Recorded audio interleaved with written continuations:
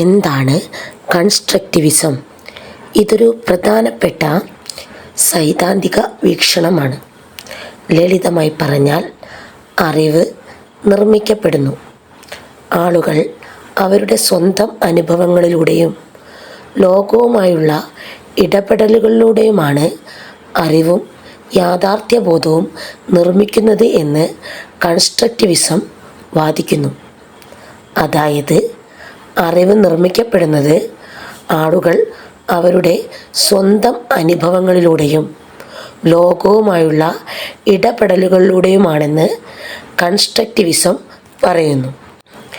വ്യക്തിപരമായ വ്യാഖ്യാനം: ബാഹ്യലോകം ഒന്ന് തന്നെയാണെങ്കിലും, അതായത് നമ്മൾ ജീവിക്കുന്ന ബാഹ്യലോകം ഒന്ന് തന്നെയാണെങ്കിലും ഓരോ വ്യക്തിയും അതിനെ വ്യത്യസ്തമായാണ് മനസ്സിലാക്കുന്നത്.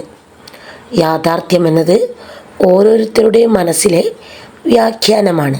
അതായത്, പുറം ലോകം ഒന്ന് തന്നെയാണെങ്കിലും ഈ ലോകത്തെ ഓരോരുത്തരും അവരുടെ അറിവനുസരിച്ച് വ്യത്യസ്ത രീതിയിലാണ് മനസ്സിലാക്കുന്നത് എന്ന് കൺസ്ട്രക്റ്റിവിസം പറയുന്നു.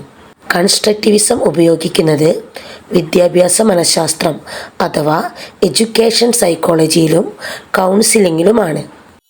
ഈ വീഡിയോ ഇഷ്ടപ്പെട്ടാൽ കൂടുതൽ വീഡിയോകൾക്കായി ചാനൽ സബ്സ്ക്രൈബ് ചെയ്യുക. താങ്ക്